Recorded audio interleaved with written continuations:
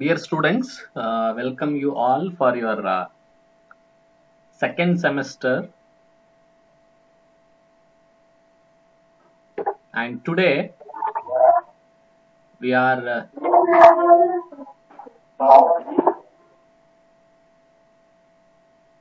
going to discuss about the paper called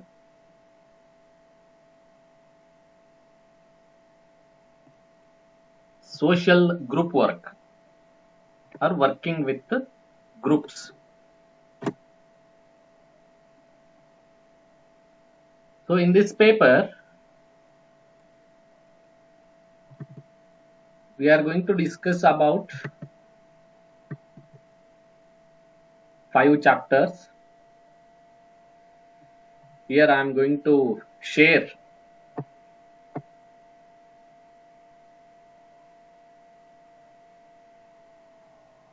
the syllabus with you people.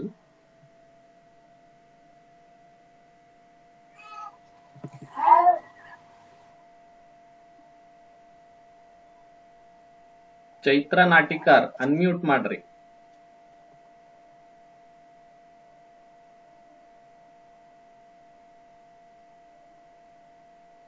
So can you see my shared word file? Yes, sir. Yes, sir. Okay. So ನನ್ನ paper ಯಾವುದು ಅಂತಂದ್ರೆ social work H 2.1 working with groups. ಗುಂಪಿನ ಜೊತೆಗೆ ಹೇಗೆ ಕೆಲಸ ಮಾಡಬೇಕು ಅನ್ನೋದ್ರ ಬಗ್ಗೆ ನಾವು ಈ ಪೇಪರ್ ಅಲ್ಲಿ ಕೆಲಸವನ್ನ ಮಾಡ್ತೀವಿ. ಈ ಪೇಪರ್ ಅಲ್ಲಿ ಓದ್ತೀವಿ. ಇಲ್ಲಿ 5 ಯೂನಿಟ್ಗಳಿದಾವೆ.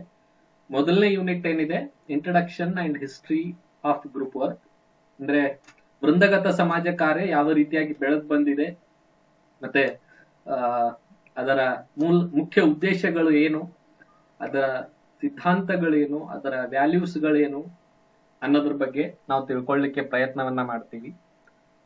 ಇದನ್ನ 2ನೇ ಅಧ್ಯಾಯದಲ್ಲಿ ವೃಂದಗತ ಸಮಾಜ ಕಾರ್ಯಕ್ಕೆ ಸಂಬಂಧಪಟ್ಟಿರ್ತಕ್ಕಂತಹ ಸಿದ್ಧಾಂತಗಳು ಏನೇನಿದಾವೆ, ಅದರಲ್ಲೂ ಮುಖ್ಯವಾಗಿ ವೃಂದಗತ ಸಮಾಜ ಕಾರ್ಯವನ್ನ ನಾವು ಅಧ್ಯಯನ ಮಾಡಬೇಕಾದ್ರೆ ಅಥವಾ ಉಪಯೋಗಿಸ್ಬೇಕಾದ್ರೆ ಯಾವೆಲ್ಲ ಸಿದ್ಧಾಂತಗಳನ್ನ ಬಳಕೆ ಮಾಡ್ಕೊಳ್ತೀವಿ, ಅದರ ಮೌಲ್ಯಗಳು ಏನಿದಾವೆ, ಅದರ ಪ್ರಿನ್ಸಿಪಲ್ಸ್ ಗಳು ಏನಿದಾವೆ ಅನ್ನೋದ್ರ ಬಗ್ಗೆ ನಾವು ತಿಳ್ಕೊಳ್ಳಿಕ್ಕೆ ಪ್ರಯತ್ನವನ್ನ ಮಾಡ್ತೀವಿ. ಅದ್ರ ಜೊತೆಗೆ ಗುಂಪನ್ನ ಯಾವ ರೀತಿಯಾಗಿ ರಚನೆ ಮಾಡಬೇಕು ಮತ್ತೆ ಯಾವ ಆಧಾರದ ಮೇಲೆ ಅವುಗಳನ್ನ ರಚನೆ ಮಾಡಬೇಕು ಅನ್ನೋದ್ರ ಬಗ್ಗೆ ಕೂಡ ನಾವು ಚರ್ಚೆಯನ್ನ ಮಾಡ್ತೀವಿ. ಮತ್ತೆ ಈ ಗುಂಪು ಸಮಸ್ಯೆಯ ಪರಿಹಾರ ಪ್ರಕ್ರಿಯೆ ಏನಿದೆ ಅದು ಯಾವ ರೀತಿಯಾಗಿ ಮುಂದುವರಿಸ್ಕೊಂಡು ಹೋಗ್ಬೇಕು, ಅಂದ್ರೆ ಪ್ರೀ ಸ್ಟೇಜ್ ಅಂತ ಇರ್ತದೆ, ಇನಿಷಿಯಲ್ ಫೇಸ್ ಅಂತ ಇರ್ತದೆ. ಸೊ ಆ ಎಲ್ಲ ಪ್ರೀ ಸ್ಟೇಜ್ ಮತ್ತೆ ಇನಿಷಿಯಲ್ ಫೇಸಸ್ ಗಳನ್ನ ಯಾವ ರೀತಿಯಾಗಿ ನಾವು ನಿಭಾಯಿಸ್ಕೊಂಡು ಹೋಗ್ತೀವಿ ಅನ್ನೋದ್ರ ಬಗ್ಗೆ ಚರ್ಚೆ ಮಾಡ್ತೀವಿ. ಅದ್ರ ಜೊತೆಗೆ 3ನೇ ಅಧ್ಯಾಯದಲ್ಲಿ ನಾವು group process and group dynamics, ವೃಂದಗತ ಸಮಾಜ ಕಾರ್ಯದ ಪ್ರಕ್ರಿಯೆ ಯಾವ ರೀತಿಯಾಗಿ, ನಾನು ಹೇಳಿದೆ ಅವಾಗಲೇ ಇನಿಷಿಯಲ್ ಸ್ಟೇಜ್ ಅಂತ ಹೇಳಿ. ಸೊ ಹೇಗೆ ನೀವು ವ್ಯಕ್ತಿಗತ ಸಮಾಜ ಕಾರ್ಯದಲ್ಲಿ ಅದರ ಪ್ರಕ್ರಿಯೆಯನ್ನ ಅಧ್ಯಯನ ಮಾಡಿದ್ರು, ಹಾಗೆ ಇಲ್ಲೂ ಕೂಡ ವೃಂದಗತ ಸಮಾಜ ಕಾರ್ಯಕ್ಕೆ ಅದರದೇ ಆಗಿರ್ತಕ್ಕಂಥ ಒಂದು ಪ್ರಕ್ರಿಯೆ ಇದೆ. ಆ ಪ್ರಕ್ರಿಯೆ ಬಗ್ಗೆ ನಾವು ಚರ್ಚೆ ಮಾಡ್ತೀವಿ. ದೆನ್ ಅದರ ಜೊತೆಗೆ 4ನೇ ಅಧ್ಯಾಯದಲ್ಲಿ ನಾವು ಫೆಸಿಲಿಟೇಷನ್ ಬಗ್ಗೆ ತಿಳ್ಕೊಳ್ಳಿಕ್ಕೆ ಪ್ರಯತ್ನವನ್ನ ಪಡ್ತೇವೆ. ಅಂದ್ರೆ ಒಬ್ಬ ವೃಂದಗತ ಸಮಾಜ ಕಾರ್ಯಕರ್ತನಿಗೆ ಇರಬೇಕಾಗಿರ್ತಕ್ಕಂತಹ ಮುಖ್ಯ ಕೌಶಲ್ಯಗಳು ಏನು, ತಂತ್ರಗಳೇನು, ಮತ್ತು ವೃಂದಗತ ಸಮಾಜ ಕಾರ್ಯದಲ್ಲಿ ಗುಂಪಿನ ಸಮಸ್ಯೆಯನ್ನ ಯಾವ ರೀತಿಯಾಗಿ ಅವನು ಪರಿಹಾರ ಮಾಡಬೇಕು, ಮತ್ತೆ ತಾನು ಮಾಡಿರ್ತಕ್ಕಂಥ ಕೆಲಸಗಳನ್ನ ಯಾವ ರೀತಿಯಾಗಿ ದಾಖಲೀಕರಣ ಮಾಡ್ಕೊಳ್ಬೇಕು, ದಾಖಲೀಕರಣಕ್ಕೆ ಎಷ್ಟು ಮಹತ್ವ ಇದೆ ಅಂತಕ್ಕಂಥದ್ರ ಬಗ್ಗೆ ನಾವು ಚರ್ಚೆ ಮಾಡ್ತೀವಿ. ಅದ್ರ ಜೊತೆಗೆ 5ನೇ ಚಾಪ್ಟರ್ ಅಲ್ಲಿ ಗುಂಪಿನ ಜೊತೆಗೆ ನಾವು ನಿರಂತರವಾಗಿ ಅಥವಾ ನಮ್ಮ ಲೈಫ್ ಟೈಮ್ ಕೆಲಸ ಮಾಡಲ್ಲ. ಅದರ ಸಮಸ್ಯೆ ಮುಗಿದ ತಕ್ಷಣ ನಾವೇನ್ ಮಾಡ್ತೀವಿ, ಆ ಗುಂಪನ್ನ ಟರ್ಮಿನೇಟ್ ಮಾಡ್ತೀವಿ, ಅಂದ್ರೆ ಅದ್ರ ಜೊತೆ ಕೆಲಸ ಮಾಡೋದನ್ನ ನಿಲ್ಲಿಸ್ತೇವೆ. ಅವರಲ್ಲಿ ಸಾಮರ್ಥ್ಯತೆಯನ್ನ ಅಭಿವೃದ್ಧಿ ಮಾಡುವುದರ ಜೊತೆಗೆ ನಾವು ಇನ್ನು ಮುಂದೆ ಅವರೇ ಆ ಎಲ್ಲ ಕೆಲಸಗಳನ್ನು ನಿಭಾಯಿಸ್ಕೊಂಡು ಹೋಗುವ ಹಾಗೆ ಒಂದು ವಾತಾವರಣವನ್ನು ಸೃಷ್ಟಿ ಮಾಡಿ ಅವ್ರ ಜೊತೆ ಕೆಲಸ ಮಾಡೋದನ್ನ ಅಂತ್ಯಗೊಳಿಸ್ತೇವೆ. ಸೊ ಆ ಅಂತ್ಯಗೊಳಿಸುವಿಕೆಯನ್ನ ಟರ್ಮಿನೇಷನ್ ಫೇಸ್ ಅಂತ ಹೇಳಿ ಕರಿತೀವಿ ನಾವು. ಸೊ ಟರ್ಮಿನೇಷನ್ ಫೇಸ್ ಹೇಗಿರುತ್ತೆ ಮತ್ತು ಯಾವ ಸಂದರ್ಭದಲ್ಲಿ ನಾವು ಟರ್ಮಿನೇಟ್ ಮಾಡಬೇಕು ಅಂತಕ್ಕಂಥದ್ರ ಬಗ್ಗೆ. ಆಮೇಲೆ ಮೌಲ್ಯಮಾಪನ, ಪ್ರತಿ ಕೆಲಸ ಮಾಡಿದಾಗ್ಲೂ ಕೂಡ ನಾವು ಮೌಲ್ಯಮಾಪನ ಮಾಡುವುದು ಬಹಳ ಅವಶ್ಯಕವಾಗಿರ್ತದೆ. ಸೊ ಆ ಮೌಲ್ಯಮಾಪನ ಹೇಗಿರಬೇಕು ಅಂತಕ್ಕಂಥದ್ರ ಬಗ್ಗೆ, ಮತ್ತೆ ಯಾಕೆ ಮೌಲ್ಯಮಾಪನ ಮಾಡಬೇಕು, ಮತ್ತೆ ಯಾವ ವಿಧಾನಗಳನ್ನ ಬಳಕೆ ಮಾಡಿಕೊಂಡು ನಾವು ಮೌಲ್ಯಮಾಪನ ಮಾಡಬೇಕು ಅಂತಕ್ಕಂಥದ್ರ ಬಗ್ಗೆ ಚರ್ಚೆ ಮಾಡ್ತೀವಿ. ಇದೆಲ್ಲದಕ್ಕೂ ಮಿಗಿಲಾಗಿ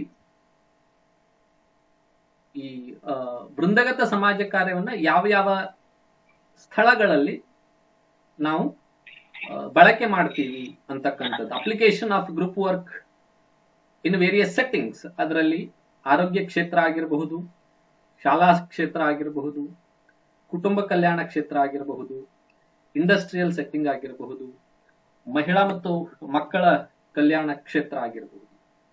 there are various stages, sectors, namely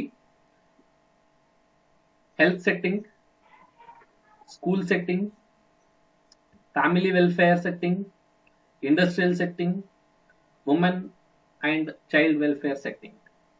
ಈ ಎಲ್ಲ ಕ್ಷೇತ್ರಗಳಲ್ಲಿ ವೃಂದಗತ ಸಮಾಜ ಕಾರ್ಯವನ್ನ ಯಾವ ರೀತಿಯಾಗಿ ನಾವು ಅಪ್ಲೈ ಮಾಡಬಹುದು, ಯಾವ ರೀತಿಯಾಗಿ ನಾವು ಅದನ್ನ ಅಧ್ಯಯನ ಮಾಡಬಹುದು ಅಂತಕ್ಕಂಥದ್ರ ಬಗ್ಗೆ ನಾವು 5ನೇ ಅಧ್ಯಾಯದಲ್ಲಿ ತಿಳ್ಕೊಳ್ಳಿಕ್ಕೆ ಪ್ರಯತ್ನ ಮಾಡ್ತೀವಿ. ಅದ್ರ ಜೊತೆಗೆ ಇಲ್ಲಿ ಮುಂದೆ ರೆಫರೆನ್ಸಸ್ ಗಳು ಇದಾವೆ. ಬೇಕಂದ್ರೆ ನೀವು ಈ ಪುಸ್ತಕಗಳನ್ನ ಖರೀದಿ ಮಾಡಿ ಓದಬಹುದು. ಸಿದ್ದಿಕ್ಕಿ ಬರೆದಿರೋ ಪುಸ್ತಕ ಇದೆ, group work theories and practice ಅಂತ ಹೇಳಿ. ಆಮೇಲೆ PD ಮಿಶ್ರಾ ಅವರು ಬರೆದಿರ್ತಕ್ಕಂಥ social work philosophy and methods ಅಂತ ಹೇಳಿ. ಆಮೇಲೆ ಬಾಲ್ ಗೋಪಾಲ್ ಅವರು ಬರೆದಿರ್ತಕ್ಕಂಥ ಪುಸ್ತಕ ಎಕಲಾಜಿಕಲ್ ಪರ್ಸ್ಪೆಕ್ಟಿವ್, ಮ್ಯಾಕ್ಮಿಲನ್ ಪಬ್ಲಿಷಿಂಗ್ ಇದೆ, ಗ್ರೂಪ್ ವರ್ಕ್ ರಿಲೇಟೆಡ್ ಬುಕ್, ಅದು ಕೂಡ ಓದಬಹುದು. ಆಮೇಲೆ ಟ್ರಕ್ಕರ್ ಅವ್ರು ಬರೆದಿರೋ social group work principles and practice ಅಂತ ಹೇಳಿದೆ, ಅದು ಕೂಡ ಓದಬಹುದು. ಆಮೇಲೆ ಇಗ್ನೋ ಸ್ಟಡಿ ಮಟೀರಿಯಲ್ಸ್ ನಿಮ್ಗೆ ಗೂಗಲ್ ಅಲ್ಲಿ ಸಿಗ್ತದೆ, ಇಂಗ್ಲಿಷ್ ಅಲ್ಲಿ ಇರ್ತದೆ. So you need to download it and you need to read again and again so that it will help you to develop your knowledge, and also it will help you to develop your language too. So ಇದೆಲ್ಲದರ ಜೊತೆಗೆ ನಿಮ್ಮ class ಅನ್ನ mute ಮಾಡಬೇಕು. ನೀವು ಅಲ್ಲಿ unmute ಮಾಡಿ ಮಾತಾಡಿದ್ರೆ ನನಗಿಲ್ಲಿ disturb ಆಗುತ್ತೆ. ನಾನು ಏನ್ ಹೇಳ್ಬೇಕು ಅಂತಿದ್ದೀನಿ ಅದು ಆಗ್ಲಿಕ್ಕಿಲ್ಲ. I hope you understand that. So ಯಾಕೆ ವೃಂದಗತ ಸಮಾಜ ಕಾರ್ಯವನ್ನ ನಾವು ಓದ್ಬೇಕು ಅಂತಕ್ಕಂಥದ್ದು ಬಂದಾಗ, dear students, group work is a method of social work. ಈ ವೃಂದಗತ ಸಮಾಜ ಕಾರ್ಯ ಅಂತಕ್ಕಂಥದ್ದು ಸಮಾಜ ಕಾರ್ಯದ ಒಂದು ವಿಧಾನ ಆಗಿದೆ. ಹೇಗೆ ನಾವು ವ್ಯಕ್ತಿಗತ ಅಧ್ಯಯನವನ್ನ ಪ್ರಥಮ ಸೆಮಿಸ್ಟರ್ ಅಲ್ಲಿ ಓದಿದ್ವು, ಅದೇ ರೀತಿ ಈ ಸೆಮಿಸ್ಟರ್ ಅಲ್ಲಿ ಸಮಾಜ ಕಾರ್ಯದ ಇತರ ವಿಧಾನಗಳಾಗಿರ್ತಕ್ಕಂತಹ ವೃಂದಗತ ಸಮಾಜ ಕಾರ್ಯ ಆಗಿರಬಹುದು, ಸಮುದಾಯ ಸಂಘಟನೆ ಆಗಿರಬಹುದು, ಸಮಾಜ ಕಾರ್ಯ ಆಡಳಿತ ಆಗಿರಬಹುದು, ಇವುಗಳ ಬಗ್ಗೆ ಅಧ್ಯಯನವನ್ನ ಮಾಡಲಿಕ್ಕೆ ಪ್ರಯತ್ನವನ್ನ ಪಡ್ತೇವೆ. ಯಾಕೆ ಇದ್ರ ಬಗ್ಗೆ ಅಧ್ಯಯನ ಮಾಡಬೇಕು ಅಂತಕ್ಕಂಥದ್ದು ಬಂದಾಗ, see it increases your knowledge as well as it helps you to apply the theories, the methods which we are going to study in the paper. ನಾವು ಈ ಒಂದು ಪತ್ರಿಕೆಯಲ್ಲಿ ಓದುವುದರ ಜೊತೆಗೆ ಇಲ್ಲಿ ಇರ್ತಕ್ಕಂತಹ ತಂತ್ರ ಕೌಶಲ್ಯಗಳು, ಇಲ್ಲಿ ಇರ್ತಕ್ಕಂತಹ ತತ್ವಗಳು, ಸಿದ್ಧಾಂತಗಳು, ಇಲ್ಲಿ ಇರ್ತಕ್ಕಂತಹ ಏನು ಮೌಲ್ಯಗಳು, ಇವೆಲ್ಲವುಗಳನ್ನ, ಮತ್ತೆ ಇಲ್ಲಿ ಇರ್ತಕ್ಕಂಥ ಸಿದ್ಧಾಂತಗಳು, ಇವೆಲ್ಲವುಗಳನ್ನ ನಾನು ಕ್ಷೇತ್ರದಲ್ಲಿ ಕೆಲಸ ಮಾಡ್ತಾ ಇರ್ಬೇಕಾದ್ರೆ, because after completion of your MSW you people are going to work with the groups also. You people are going to work with the communities. ನೀವು ಗುಂಪುಗಳ ಜೊತೆ ಕೆಲಸ ಮಾಡ್ಬೇಕಾಗ್ತದೆ, ನೀವು ಸಮುದಾಯಗಳ ಜೊತೆಗೆ ಕೆಲಸ ಮಾಡ್ಬೇಕಾಗ್ತದೆ, ರೈಟ್? ಸೊ ಅಂತಹ ಸಂದರ್ಭದಲ್ಲಿ ಈ ಟೆಕ್ನಿಕ್ ಅನ್ನ ಯಾವ ರೀತಿಯಾಗಿ ಬಳಕೆ ಮಾಡಬಹುದು ಅಂತಕ್ಕಂಥದ್ದನ್ನ ತಿಳ್ಕೊಳ್ಳಿಕ್ಕೆ ಮತ್ತೆ ಅದಕ್ಕೆ ಸಂಬಂಧಪಟ್ಟಿರ್ತಕ್ಕಂತಹ ಜ್ಞಾನವನ್ನ ವೃದ್ಧಿ ಮಾಡ್ಕೊಳ್ಳಿಕ್ಕೆ ನೀವು ಇದನ್ನ ಅಧ್ಯಯನ ಮಾಡ್ತೀರಿ. So now we are going to discuss about the first chapter.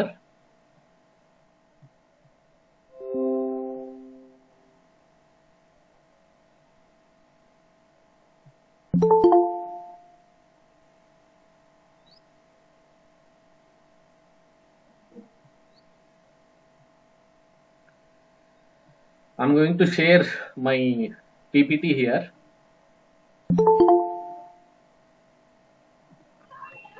So,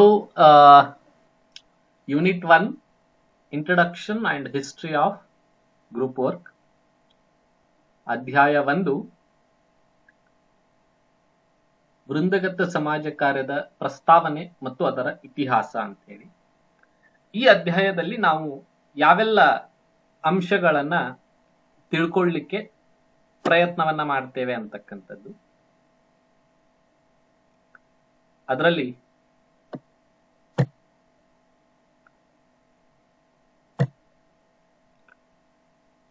these are the contents which we are going to study. Understanding groups, characteristics and significance of group, definition of group, social group work, characteristics of social group work, purpose of social group work, historical evaluation of group work with a special emphasis on the Indian context, type of groups, types and approaches based on objective and purpose, type of membership, time duration, social group work in different settings, and analysis of group process. ಗುಂಪು ತಿಳುವಳಿಕೆ, ಗುಂಪಿನ ಗುಣಲಕ್ಷಣಗಳು ಮತ್ತು ಮಹತ್ವ, ವೃಂದಗತ ಸಮಾಜ ಕಾರ್ಯದ ವ್ಯಾಖ್ಯಾನ, ವೃಂದಗತ ಸಮಾಜ ಕಾರ್ಯದ ಗುಣಲಕ್ಷಣಗಳು, ವೃಂದಗತ ಸಮಾಜ ಕಾರ್ಯದ ಉದ್ದೇಶ, ಭಾರತೀಯ ಸಂದರ್ಭಕ್ಕೆ ವಿಶೇಷ ಒತ್ತು ನೀಡಿ ವೃಂದಗತ ಸಮಾಜ ಕಾರ್ಯದ ಐತಿಹಾಸಿಕ ಬೆಳವಣಿಗೆ, ಗುಂಪುಗಳ ಪ್ರಕಾರಗಳು ಮತ್ತೆ ಅವುಗಳ ಉದ್ದೇಶಗಳು, ಸದಸ್ಯತ್ವದ ಪ್ರಕಾರ, ಸಮಯದ ಅವಧಿ ಮತ್ತು ವಿಭಿನ್ನ ಸ್ಥಳಗಳಲ್ಲಿ ವೃಂದಗತ ಸಮಾಜ ಕಾರ್ಯದ ಮತ್ತು ಗುಂಪು ಪ್ರಕ್ರಿಯೆಗಳ ವಿಶ್ಲೇಷಣೆ. ಇಷ್ಟು ಅಂಶಗಳನ್ನ ನಾವು ಅಧ್ಯಯನ ಮಾಡಲಿಕ್ಕೆ ಹೊರಟಿದ್ದೀವಿ. So dear students, first we need to understand what is group.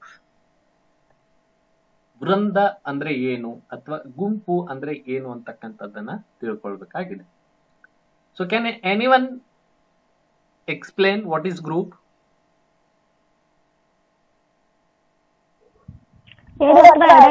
ಎರಡಕ್ಕಿಂತ ಹೆಚ್ಚಿನ ಜನರ ಒಂದು ಸಮೂಹಕ್ಕೆ ಗುಂಪು ಅಂತೀವಿ. Then ಮತ್ತೆ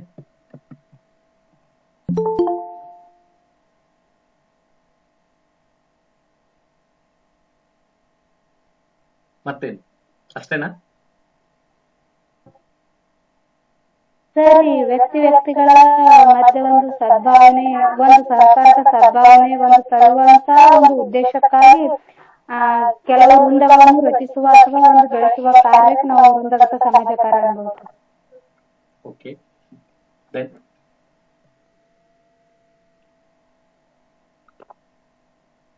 ಮತ್ತೆ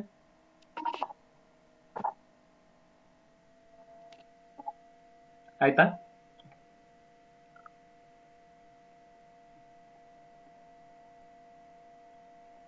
Okay, fine. So, what is group? ನೀವು ಹೇಳ್ದಂಗೆ ಗುಂಪು ಅಂತಂದ್ರೆ ಎರಡು ಅಥವಾ ಎರಡಕ್ಕಿಂತ ಹೆಚ್ಚಿನ ವ್ಯಕ್ತಿಗಳು ಇರುವ ಒಂದು ಸ್ಥಳ. ಸೊ ಸುಮ್ನೆ ಎರಡು ಅಥವಾ ಎರಡಕ್ಕಿಂತ ಹೆಚ್ಚಿನ ವ್ಯಕ್ತಿಗಳು ಸೇರಿದ್ರು ಅಂತಂದ್ರೆ ಗುಂಪು ಅಂತ ಕರಿಬಹುದಾ? ಈಗ ಬಸ್ ಸ್ಟ್ಯಾಂಡ್ ಅಲ್ಲಿ ಅಥವಾ ಮಾರ್ಕೆಟಿಗೆ ನೀವು ಹೋದ್ರಿ ಅಂತಂದ್ರೆ you can see a group of people, 10 ಜನ ಇರ್ಬೋದು, 20 ಜನ ಇರ್ಬೋದು. ಅವ್ರೆಲ್ರಿಗೂ ನಾವು ಗುಂಪು ಅಥವಾ ವೃಂದ ಅಂತ ಹೇಳಿ ಕರಿಬಹುದಾ?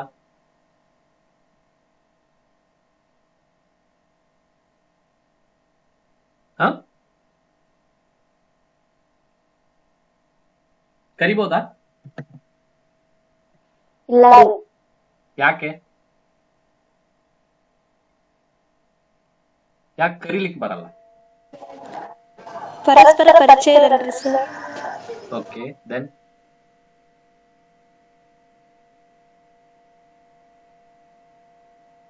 ಮತ್ತೆ ಅಷ್ಟೇನಾ?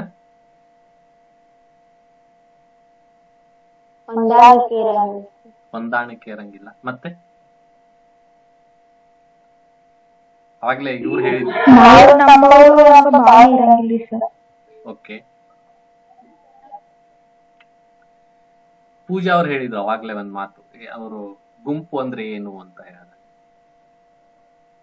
ಅಲ್ಲಿ ಒಬ್ಬರಿಗೊಬ್ಬರು ಸಹಾಯ ಮಾಡುವ ಅಥವಾ ಒಂದೇ ಉದ್ದೇಶಕ್ಕೆ ಸೇರಿರ್ತಕ್ಕಂತಹ ಯಾವುದೇ ರೀತಿಯ ಆಕ್ಟಿವಿಟಿಗಳು ಅಲ್ಲಿ ಆಗಲ್ಲ, ಯಾವುದೇ ರೀತಿಯ ಕಾರ್ಯಚಟುವಟಿಕೆಗಳು ಅಲ್ಲಿ ಆಗಲ್ಲ. ಅಂದ್ರೆ ನೀವು ಮಾರ್ಕೆಟಿಗೆ ಹೋದ್ರಿ, ರೈಲ್ವೆ ಸ್ಟೇಷನ್ಗೆ ಹೋದ್ರಿ, ಬಸ್ ಸ್ಟ್ಯಾಂಡಿಗೆ ಹೋದ್ರಿ, ಒಟ್ಟಲ್ಲಿ ರಸ್ತೆಗೆ ಹೋದ್ರಿ ಅಂತಂದ್ರೆ ಒಂದು 10 ಜನ ನಿಂತಿರ್ತಾರೆ, 20 ಜನ ನಿಂತಿರ್ತಾರೆ, 100 ಜನ ನಿಂತಿರ್ತಾರೆ. ಅವರೆಲ್ಲರೂ ಒಂದೇ ಉದ್ದೇಶಕ್ಕೆ ನಿಂತಿರ್ತಾರೆ. ಒಬ್ರು ಬಸ್ಸಿಗೆ ಕಾಯ್ತಿರ್ತಾರೆ, ಒಬ್ರು ಆಟೋ ಕಾಯ್ತಿರ್ತಾರೆ, ಒಬ್ರು ಯಾರೋ ಬರ್ತಿದ್ದಾರೆ ಅಂತ ಕಾಯ್ತಿದ್ದಾರೆ, ಒಬ್ರು ಯಾರೋ ಲಿಫ್ಟ್ ಕೊಡಬಹುದು ನನಗಂತೇಳಿ ಕಾಯ್ತಾ ಇದ್ದಾರೆ. ದೇರ್ ಆರ್ ಮೆನಿ ರೀಸನ್ಸ್, ಹಲವಾರು ಕಾರಣಗಳಿದಾವೆ ಅವರೆಲ್ಲರೂ ಅಲ್ಲಿ ನಿಲ್ಲಕ್ಕೆ. ಆದರೆ ಗುಂಪು ಅಂತ ಬಂದಾಗ 2 ಅಥವಾ ಅದಕ್ಕಿಂತ ಹೆಚ್ಚಿನ ವ್ಯಕ್ತಿಗಳು ಒಂದ್ ಕಡೆ ಸೇರಿದಾಗ ಅವರು ಒಬ್ಬರಿಗೊಬ್ಬರು ಸಂವಹನವನ್ನ ಮಾಡ್ಕೊಳ್ತಾರೆ, ಅಂದ್ರೆ ಮಾತಾಡ್ತಾರೆ ಒಬ್ರಿಗೊಬ್ರು, ಮತ್ತು ಒಬ್ಬರಿಗೊಬ್ಬರು ಗುರುತಿಸಿಕೊಳ್ತಕ್ಕಂತಹ ಒಂದು ಘಟಕ ಅದಾಗಿರ್ತದೆ. ಅಂದ್ರೆ ಫಾರ್ ಎಕ್ಸಾಂಪಲ್, ಈಗ ನೀವಿದ್ದೀರಿ, ಒಂದು 29 ಜನ 30 ಜನ ಇದ್ದೀರಲ್ಲ, ನೀವು ನಿಮ್ಮನ್ನ ಗುಂಪಾಗಿ ಪರಿಗಣಿಸಬಹುದಾ?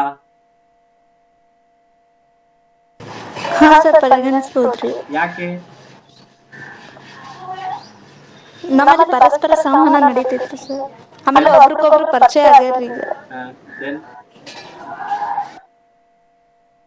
ಸಮಾನ ಉದ್ದೇಶಕ್ಕಾಗಿ ನಾವು ಕೆಲಸ ಮಾಡ್ತೀವಿ. Exactly, you are here to earn something. ನೀವೆಲ್ಲರೂ ಇಲ್ಲಿ ಇದೀರಿ, ಯಾಕಿದ್ದೀರಿ ಅಂತಂದ್ರೆ ಯು ನೀಡ್ ಅ ಸರ್ಟಿಫಿಕೇಟ್. ಅಂದ್ರೆ ಒಂದೇ ಉದ್ದೇಶಕ್ಕೋಸ್ಕರ, ಸಮಾನ ಉದ್ದೇಶಕ್ಕೋಸ್ಕರ ನೀವೆಲ್ಲರೂ ಇಲ್ಲಿ ಸೇರಿರ್ತಕ್ಕಂಥದ್ದು. So there is a intensity behind your presence here. ನಿಮ್ಮ ಏನು ಇರುವಿಕೆಯ ಹಿಂದೆ ಒಂದು ಉದ್ದೇಶ ಇದೆ, ಅದಕ್ಕೋಸ್ಕರ ನಾವು ನಿಮ್ಮನ್ನ ಗುಂಪು ಅಂತ ಹೇಳಿ ಪರಿಗಣಿಸಬಹುದು. ಸೊ ಇಲ್ಲಿ ಗ್ರೂಪ್ ವರ್ಕರ್ ಯಾರು? ಹಾಗಿದ್ರೆ ನೀವು ಗುಂಪು ಅಂತಂದ್ರೆ ಗ್ರೂಪ್ ವರ್ಕರ್ ಯಾರು?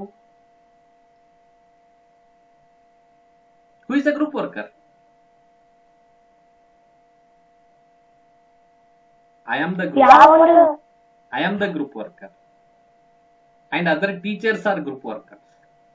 They are teaching you, they are doing behavior modification of you, they are working for your development, they are putting knowledge in you.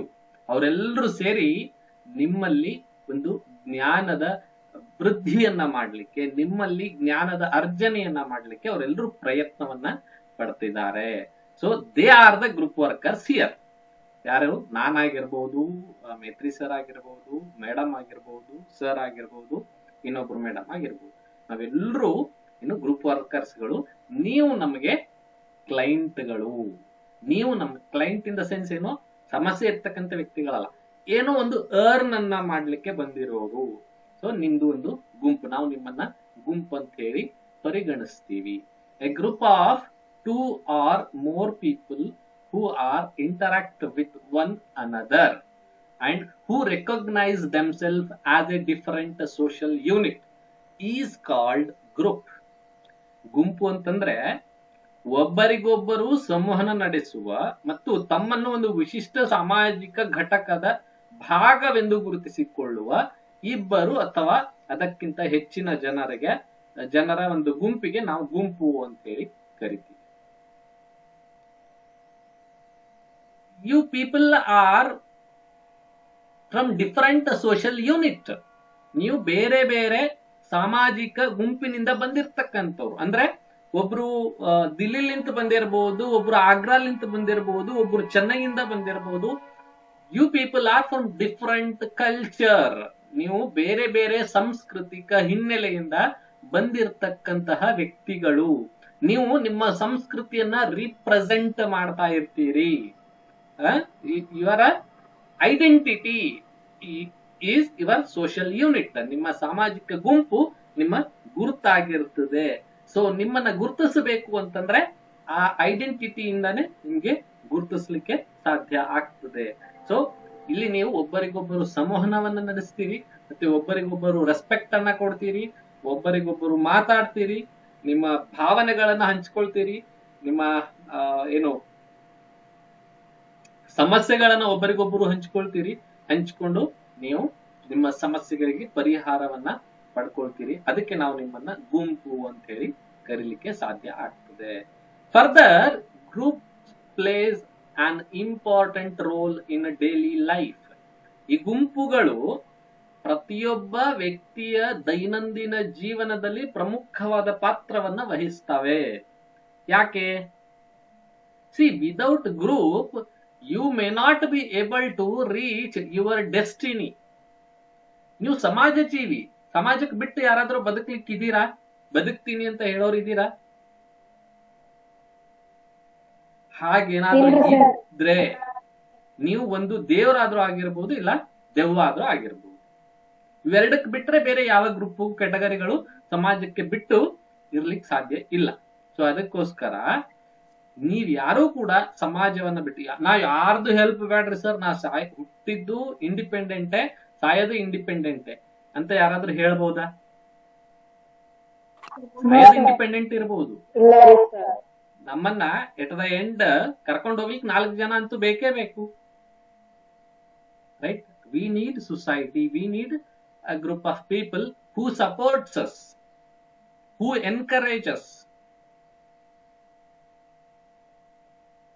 ನಮ್ಮನ್ನ ನಾವು ಬದುಕಲಿಕ್ಕೆ, ನಮ್ಮ ಆಸೆಗಳನ್ನ ಪೂರೈಸಿಕೊಳ್ಳಲಿಕ್ಕೆ, ಏನು ನಮ್ಮ ಒಂದು ಕಾಂಪಿಟೆನ್ಸಿ ಲೆವೆಲ್ ಅನ್ನ ಇನ್ಕ್ರೀಸ್ ಮಾಡಲಿಕ್ಕೆ we need groups, and groups are going to play a vital role in our life. ಗುಂಪುಗಳು ನಮ್ಮ ಜೀವನದಲ್ಲಿ ಪ್ರಮುಖವಾದ ಪಾತ್ರವನ್ನ ನಿರ್ವಹಿಸ್ತವೆ ಅಂತಕ್ಕಂಥದ್ದನ್ನ ನಾವು ಈ ಮೂಲಕ ಅರ್ಥೈಸ್ಕೋಬಹುದು.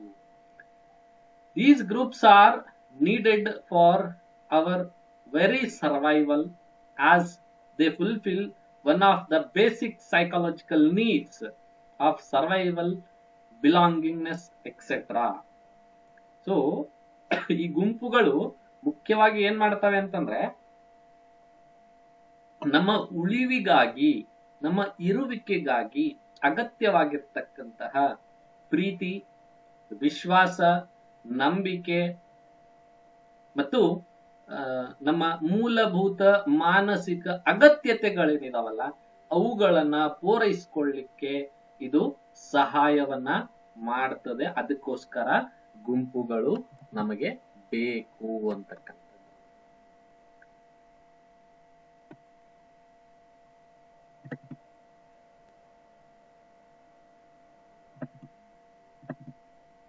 So definition of groups.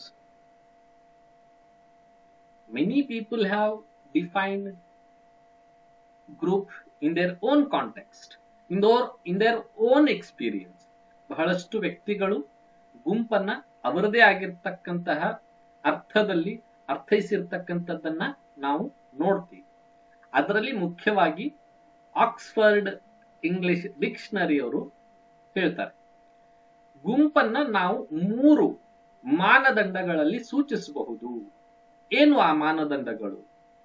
There are 3 criterias which can define a group.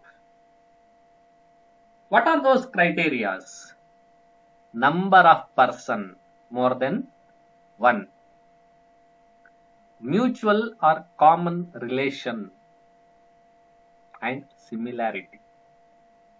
3 ಮಾನದಂಡಗಳು ಏನು ಅಂತಂದ್ರೆ ವ್ಯಕ್ತಿಗಳ ಸಂಖ್ಯೆ, ಒಂದಕ್ಕಿಂತ ಹೆಚ್ಚು ಜನರು ಅಲ್ಲಿ ಇದ್ದಾರೆ. ಇನ್ನು ಎರಡನೇದ್ದು ಪರಸ್ಪರ ಅಥವಾ ಸಾಮಾನ್ಯ ಸಂಬಂಧ, ಅವ್ರ ಮಧ್ಯೆ ಒಂದಿಲ್ಲ ಒಂದು ರೀತಿಯಾಗಿರ್ತಕ್ಕಂತಹ ಸಂಬಂಧ ಇದೆ. ಯಾವ ರೀತಿಯ ಸಂಬಂಧ? ಈಗ ನಿಮ್ದು ಒಂದು ಗುಂಪು ಅಂತ ಹೇಳಿ ನಾವು ಪರಿಗಣಿಸಿದ್ರೆ ನಿಮ್ಮ ಮಧ್ಯೆ ಯಾವ ಸಂಬಂಧ